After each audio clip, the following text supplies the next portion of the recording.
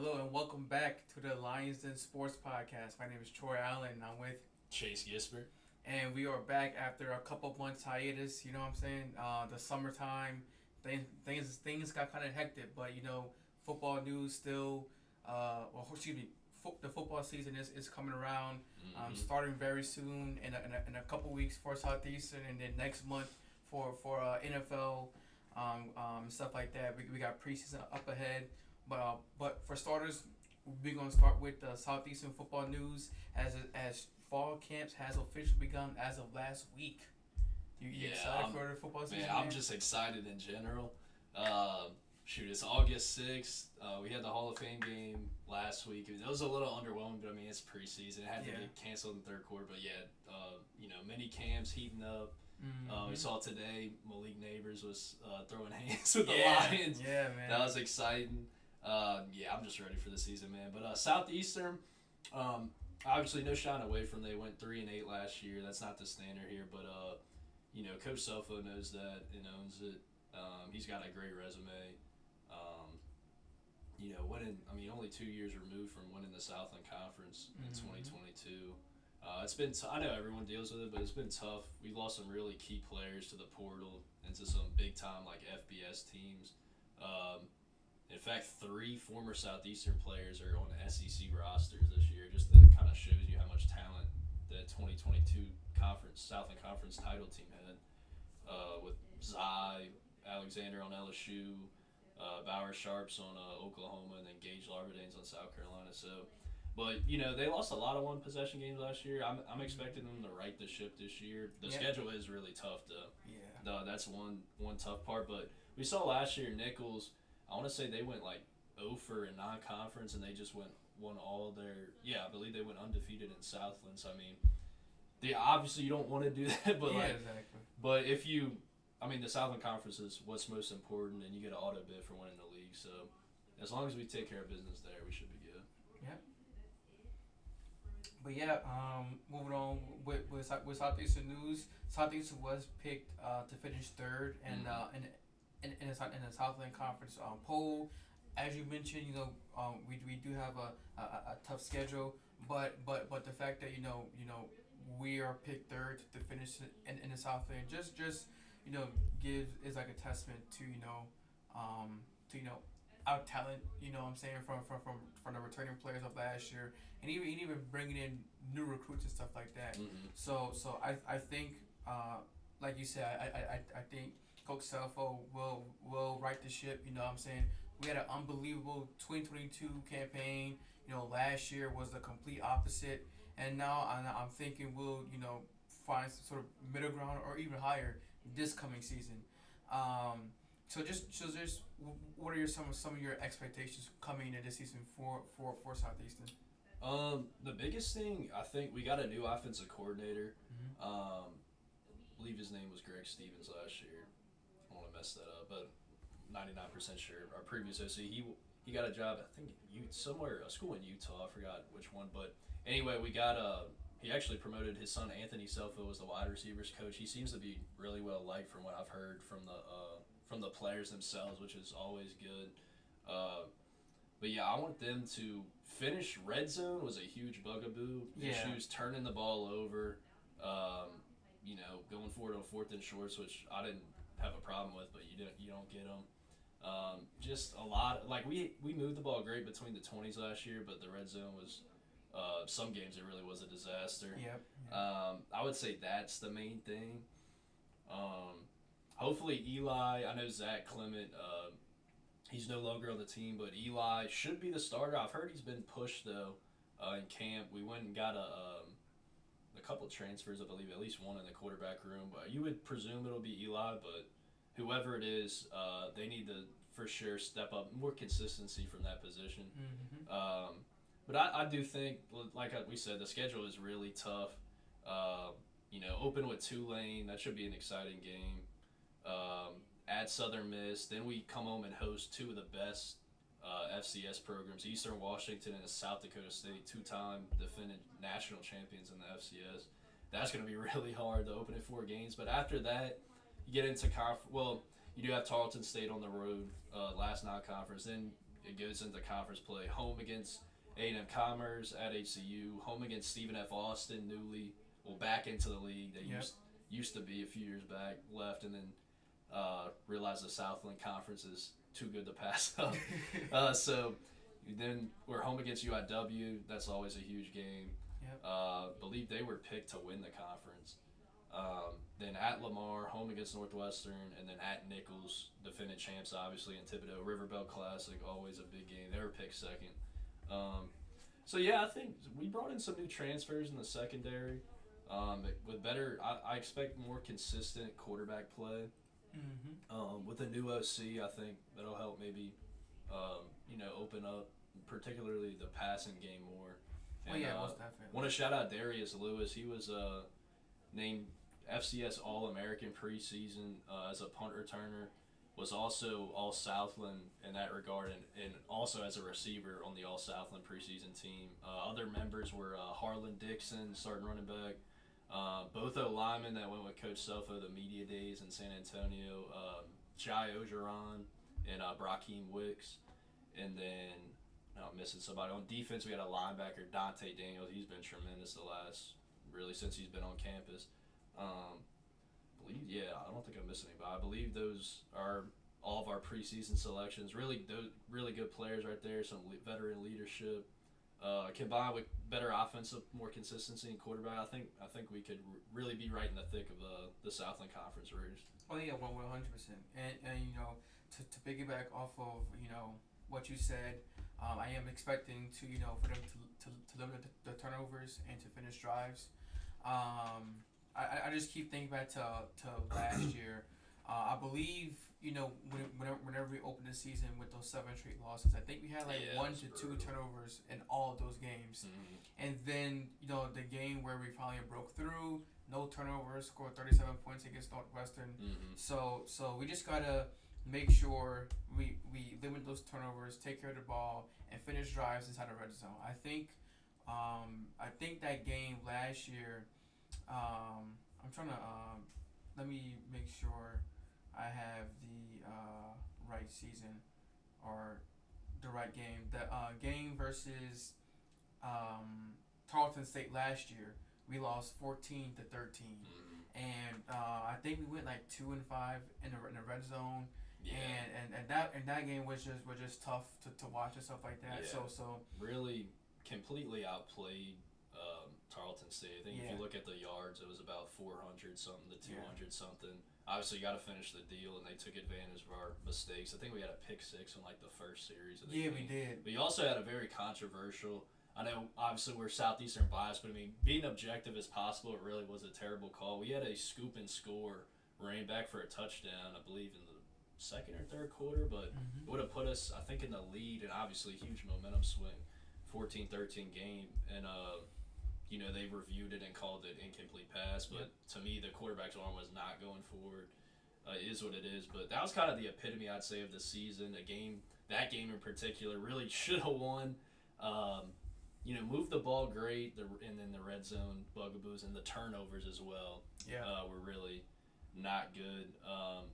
But we had 4 one-possession losses. I know against Eastern Washington, we were actually up in the fourth quarter, wound up losing by 11. They scored twice in the last 4 or 5 minutes. So we were in a lot of games. It shows you the talent. It was not despite the 3-8 record, it was not a bad team by any means. No.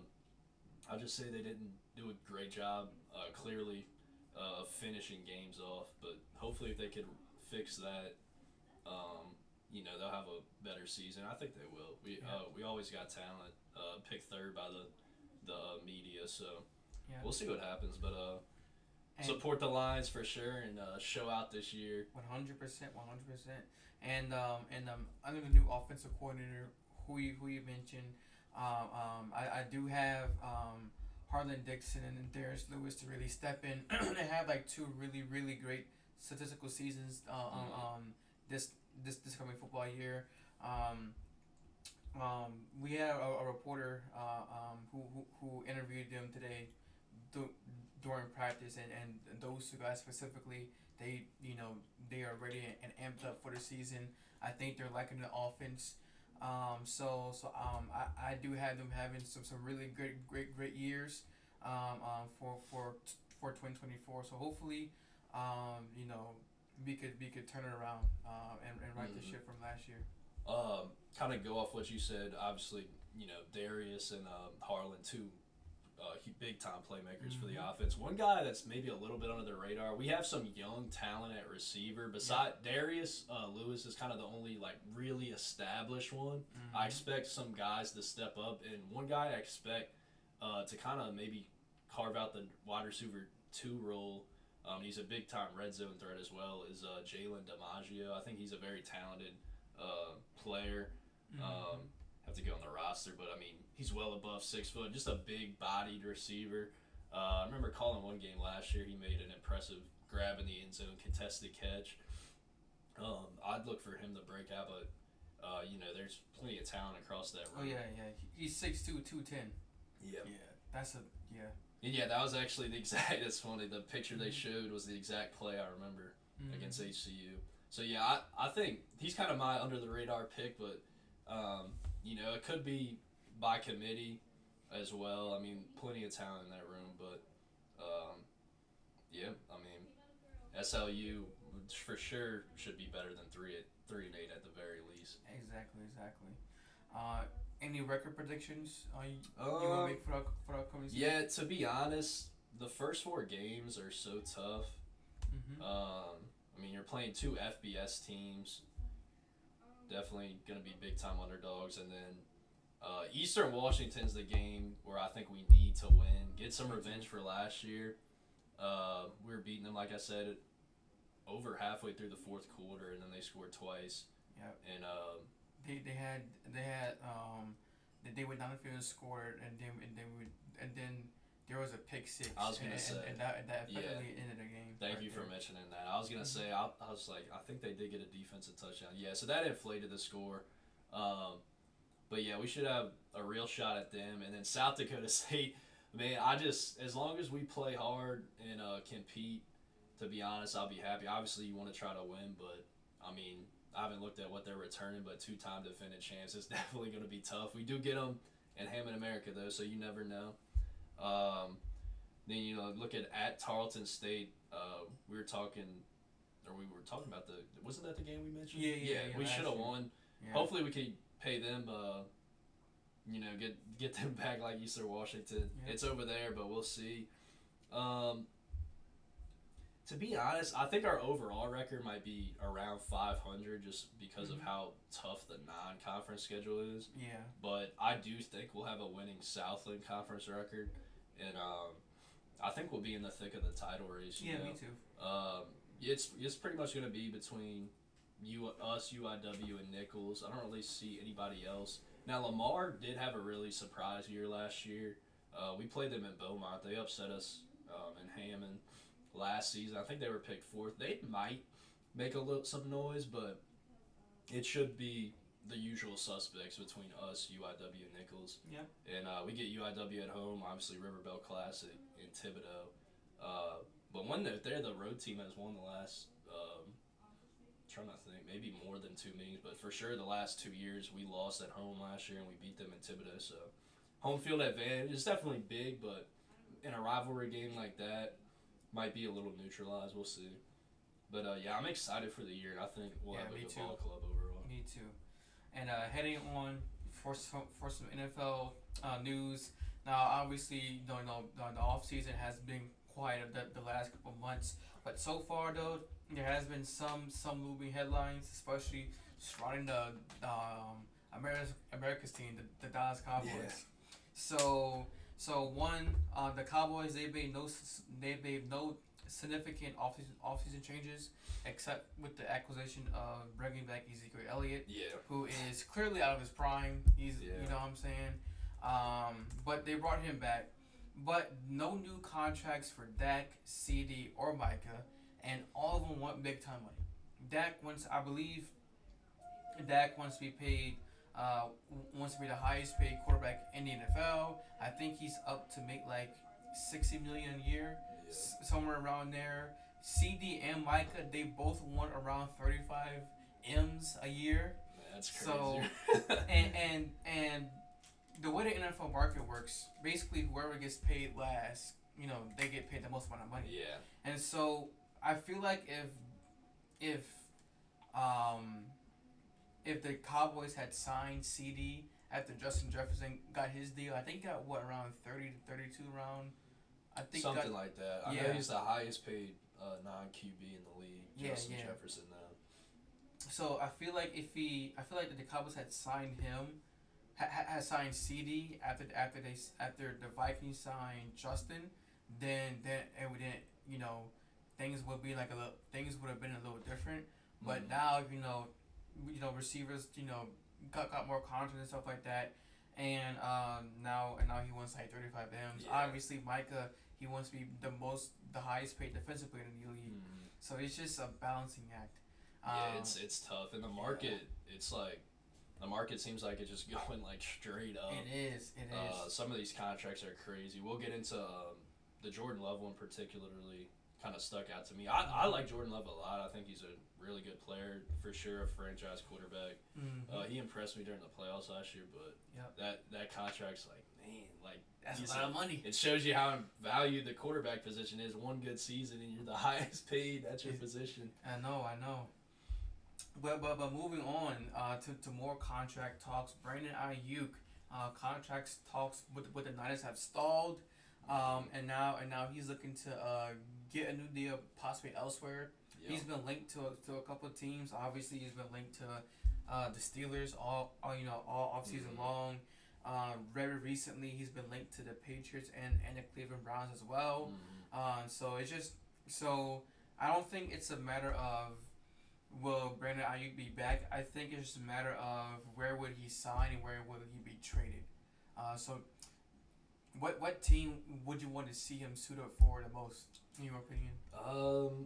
I know I don't know if that's died down. I know there was also some smoke with the Commanders because he was college teammates for 1 year with Jaden Daniels. I'm a Jaden Daniels fan. I'd like him to be on Washington. I think that'd be exciting. Honestly, I don't see it happening. I feel like he'll wind up in New England, which is by far the worst team out of the bunch. Yep. Just because he could instantly just slide in as their one, and I'm sure they'll pay him a lot. They will. I'd rather him on either the Browns or the Steelers, just because they're both should be in the thick of the playoff chase. But yeah, interesting situation. I mean, seems like him and the Niners are kind of just fallen out of favor. So yeah, I would definitely agree with you that will not be suiting up for the Niners next year. Just kind of a matter of whoever he decides to sign for. But I would guess the Patriots. I'd rather the Browns, Steelers, or Commanders, but we'll see what happens. Yeah. Same here. I obviously I wanted to see him in that black and gold and suiting up for the Steelers. If we were to get Ayuk, our receiver core would be him, George Pickens, Calvin Austin, and Roman Wilson. I think that's a great receiver room. I was gonna say I think Roman Wilson's a really underrated draft pick. I like him a lot in the slot. Watching the college football playoff last year for Michigan, he was clearly their best receiver. Made a really impressive catch and run for a touchdown against Bama.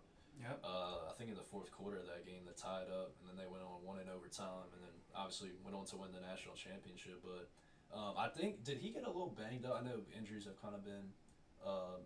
Is that true or not? I already got banged up a little bit or something. I don't think it's serious though, so it should be fine. Yeah. It shouldn't be serious, but he did get a little banged up, but he should be ready and good to go by the start of the season. Moving on, as we mentioned Jordan Love earlier. Jordan Love's contract is pretty hefty, man. 4 years, $220 million with a $75 million signing bonus. That is nuts. So basically, he was on the bench his first couple of years, in the league, obviously playing behind Aaron Rodgers. And there was that one game where Rodgers had COVID and Love, came in against KC to play against KC. Love didn't look good that game.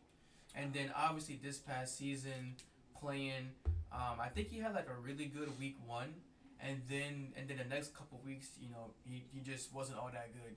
And then mid-season, it just kind of flipped where he went 18-1, TD to interception he ratio. did flip a gear, and they beat the Chiefs last year, so they got a little revenge. That was really surprising, that game. I remember that one. It was in Green Bay, and he really outplayed Mahomes for that game. He did. And like the throws he was making was crazy last season, and then obviously upset the Dallas Cowboys, who were undefeated at home. Yeah. And as a matter of fact, I think they were like 16-1 at home over the last two seasons, or like last couple seasons. That. And so to upset them in a playoff environment in his first ever playoff game starting was kind of crazy. And he started off the game versus the Niners pretty well, but in a game with 2 interceptions, including that game-sealing interception. So overall, a good back half of the season, but like, is this something really? I guess because people are talking about it like would Love be worth like this huge deal? Yeah, I mean, no offense to him. Like I said earlier, I am a fan of his. I think he's got tremendous arm talent. He's got all the tools necessary. Did show you something for sure in that second half of the season. Like you said, going into Dallas and really dismantling one of the best defenses in the league. Yep. On their home field.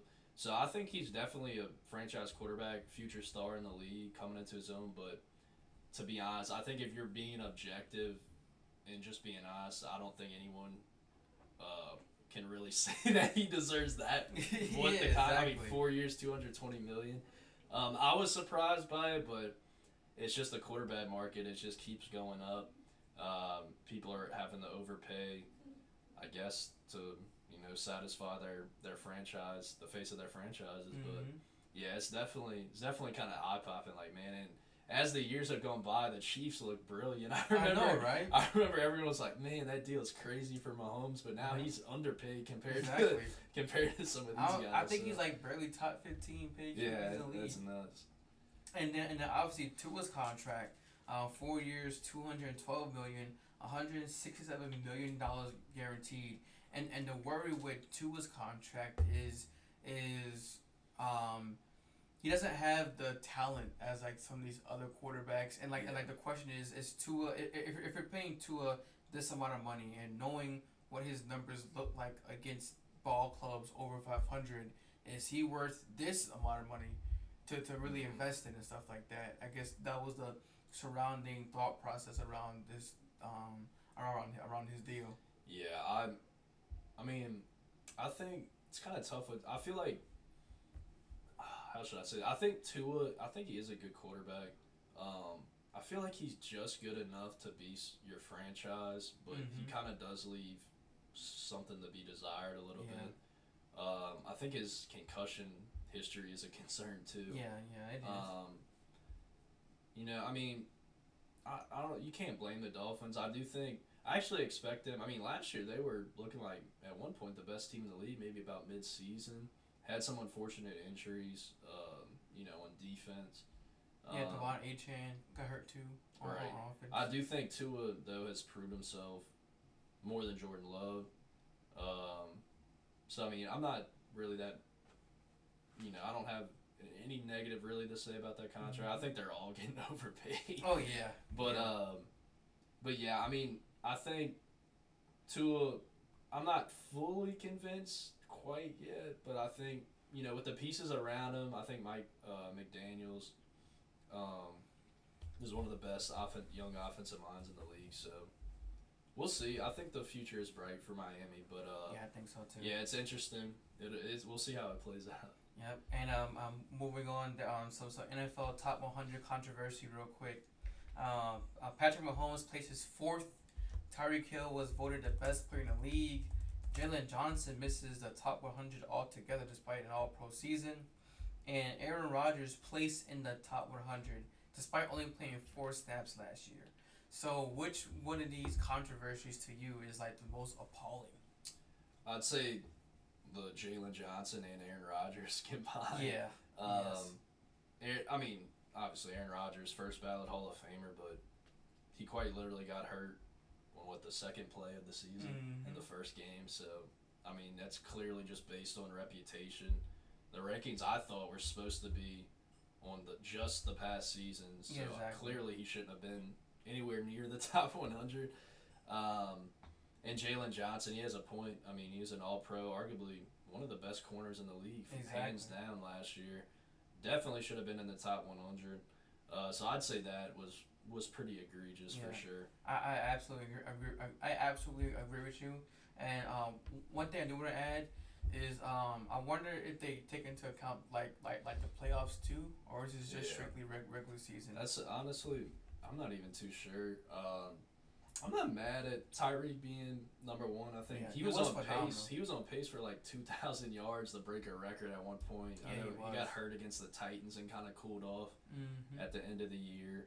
Um, I wonder if it's almost voter fatigue or a little jealousy with Patrick Mahomes because I mean, Yeah, I mean he won you can't back-to-back argue. Super Bowls. Yeah, you can't argue that he's not the best player in the league, clearly. But I mean, I don't know. It's the play. It is voted on by the players. You know, I mean they're on the field, but yeah, definitely the Jalen Johnson Aaron Rodgers situation was definitely 100%. was ridiculous. Yeah, To say that the that least. was awful. And really quickly, what are some of your player or team breakouts you have for the 2024 season? So players I have or player I should say I got Malik Neighbors, rookie Mm-hmm. wide receiver on the Giants. He has been showing out in mini camp. I mean he was a beast at LSU in college. I think he got snubbed for the Bolitnikov by Marvin Harrison. His stats were better in almost every category, and he was going against SEC defenses. Yep. But I think he's going to be tremendous, and he should be a big boost to the Giants. Easy to say, but I honestly do think he'll have. I don't know. I mean, Odell Beckham's rookie campaign may be arguably the greatest ever for a receiver. I'm not saying it'll be on that level, but I do think he'll have.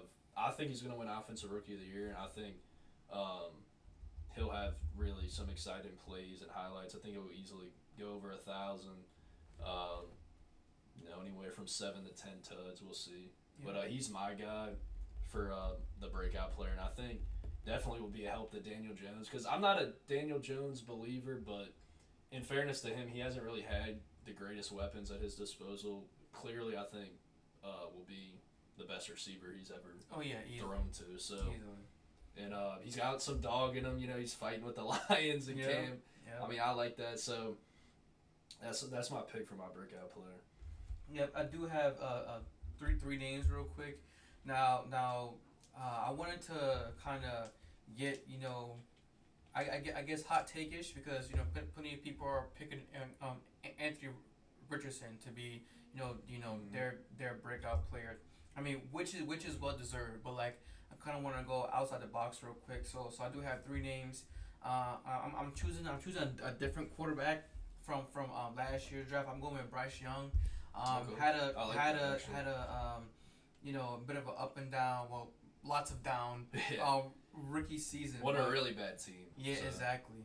But I do think a year or two, Bryce Young, especially working with Dave Canales, a guy who rejuvenated Baker Mayfield's career, and I think he'll do the same with Bryce Young. And they got your boy from the Steelers. Yeah, exactly. Deontay Johnson. Yep. I So, added in some depth to that receiver room, and and Deontay Johnson, he's a great route runner, speedy guy, quick. Yeah.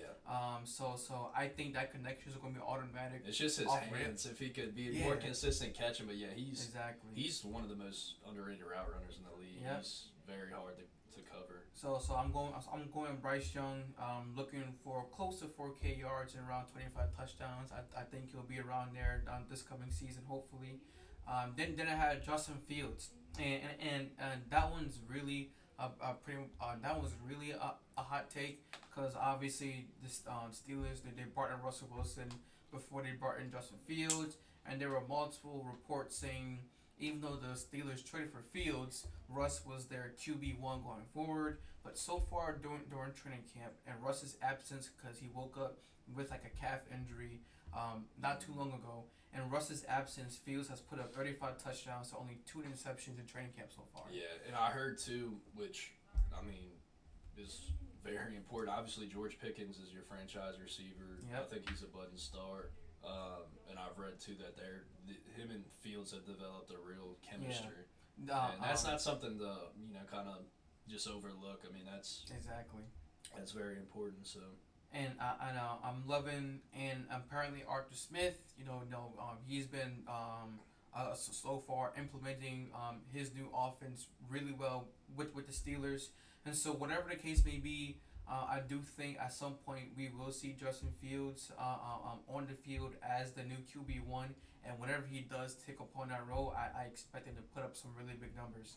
And then last but not least, and this name is really out here, is I'm going with Khalil Shakir. Okay, I do like him this year.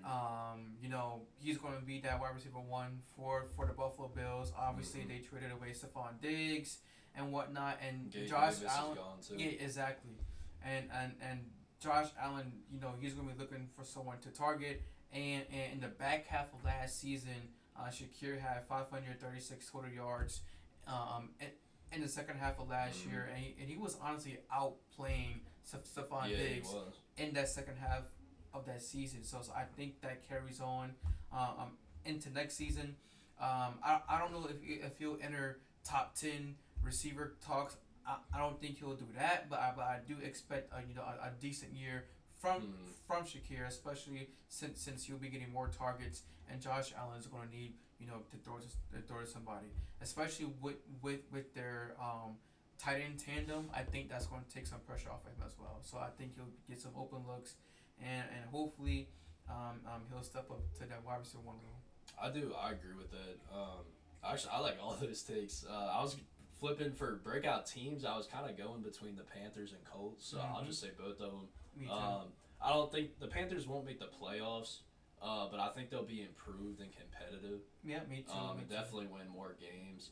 I do expect Bryce Young to step up simply because we're going into a second year, more experience, of course, new OC, which is really key, and then Deontay Johnson's a big addition. They also got Xavier Legette, first-round receiver. I think he's had a little bit of struggles in camp, but I mean he's a specimen. He's almost like a baby DK with his build and speed, size. So he's very raw, but if he can kind of come into his own.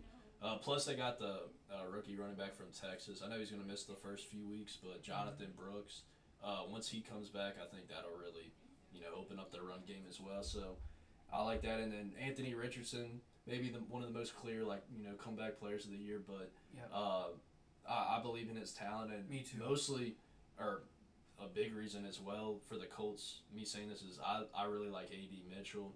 I think he's going to be one of the best rookie receivers.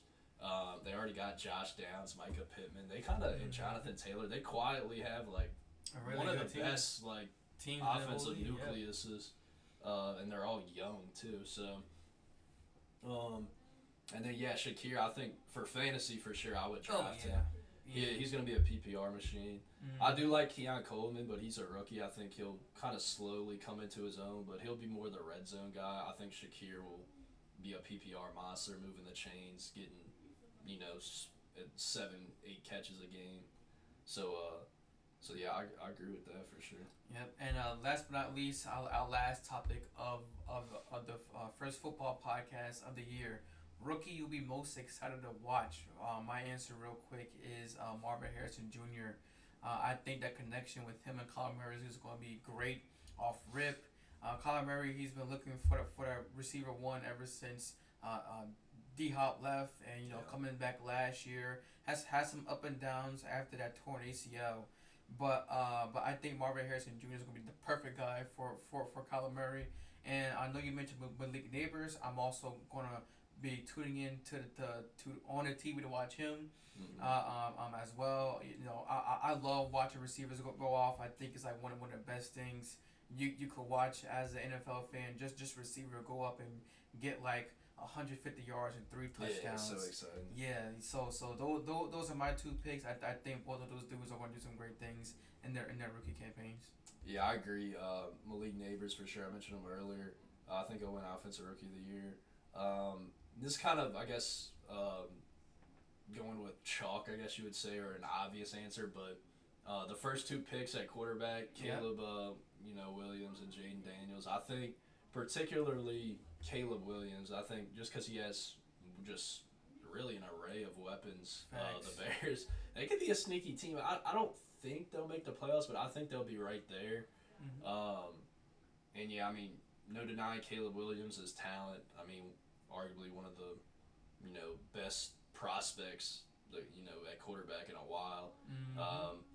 So yeah, I'm excited to watch him as well as Jaden Daniels. I mean, being from Louisiana, watching some LSU games, he was electric with his feet and with his arm. He's special.